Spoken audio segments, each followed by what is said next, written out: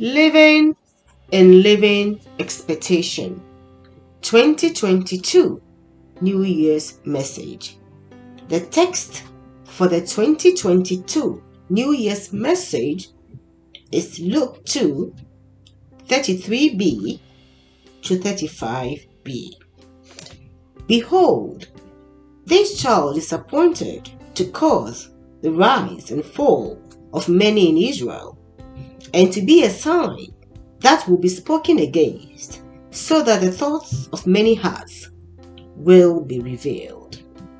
Eve, the mother of all the living, was the first to express a living expectation in response to God's promise found in Genesis 3:15, which stated, "And I will put enmity between you and the woman, and between your offspring and hers.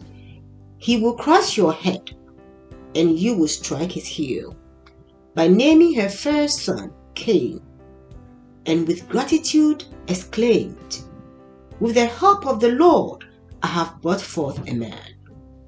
Genesis 4:1b.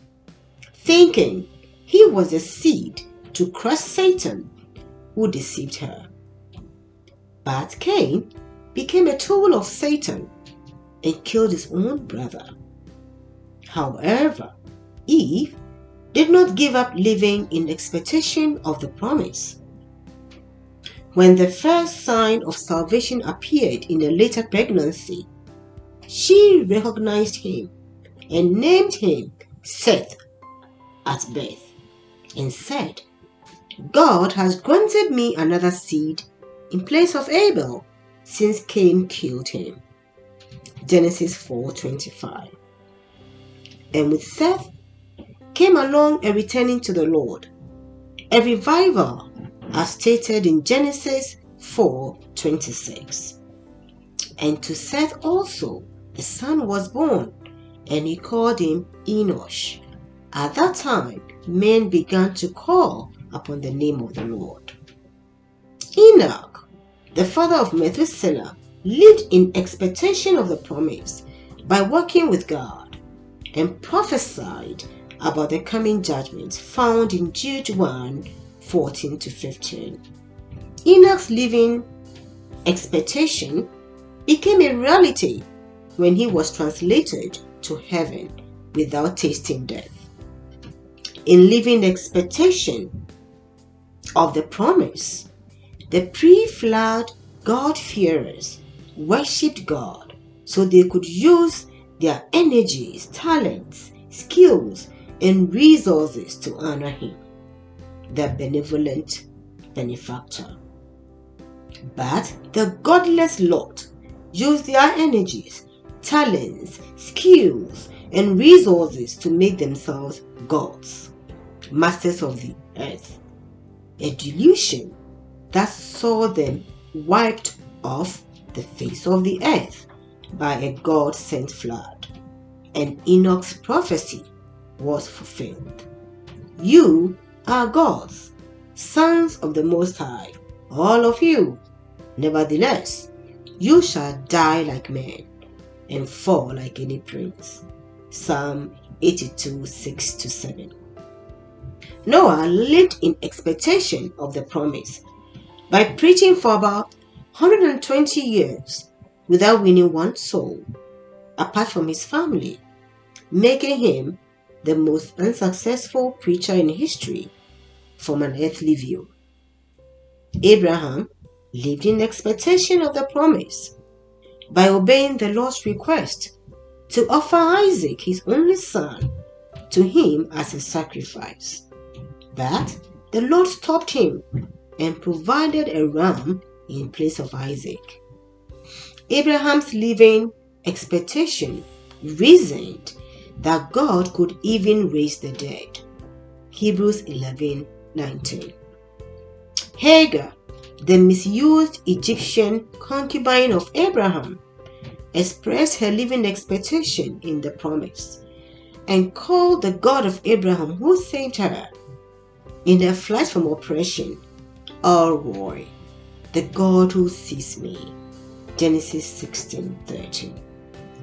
Jacob lived in expectation of the promise by wrestling with God through the night, and his name was changed from Jacob, the deceiver, to Israel, an overcomer.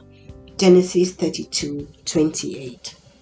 Joseph lived in living expectation of the promise by forgiving his brothers who sold him into slavery in Egypt. You intended to harm me, but God intended it for good to accomplish what is now being done, the saving of many lives.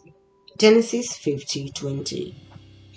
The Egyptian midwives, Shiphrah and Puah, lived in living expectation of the promise by refusing to kill Hebrew newborn sons as commanded by Pharaoh, and God rewarded them by opening their wombs to have their own children. The prophets, from Moses to Malachi, in living expectation of the promise, condemned the idolatry of Israel, prophesied its exile and its restoration. And Mary, in living expectation of the promise, believed the message from Angel Gabriel that she was the woman whose seed will crush the head of the serpent and save humanity from Satan. He has helped his servant Israel, she says, in remembrance of his mercy, as he spoke to our fathers, to Abraham, and to his offspring forever. Luke 1:54-55. And when the promise arrived, were any found living in expectation? Were any found living in living expectation? The religious bodies were not ready. The Pharisees, Sadducees, scribes, teachers of the law, the chief priests, the high priests, the rulers, the professionals, and many of the average Jews. They were busy with their lives as important personalities, attending to the important duties of national identity preservation. Instead of walking in the covenant promise, they were living in dead expectation.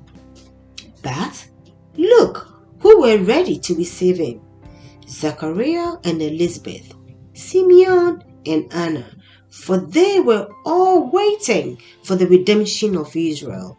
These represent the very heart of the Old Covenant, people on whom the Holy Spirit was upon and moving for his purposes.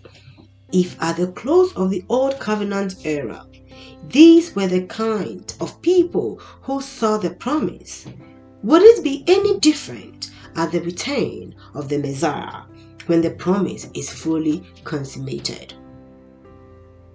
Are you living in living expectation of the promised return of the Messiah? Your thoughts will be revealed in what you ultimately live in expectation of each day of your life. Behold, this child is appointed to cause the rise and fall of many in Israel, and to be a sign that will be spoken against, so that the thoughts of many hearts will be revealed. Luke 2:33b-35b. Would you be living in living expectation of the promised return of the Messiah this new year? Upon such, the Holy Spirit has descended. Upon such, the promise becomes a reality each day of their lives, in the valleys and on the mountaintops. Upon such, the Holy Spirit moves. I am the Lord your God, who brought you out of Egypt. Open wide your mouth, and I will fill it. Psalm 81:10. Happy New Year.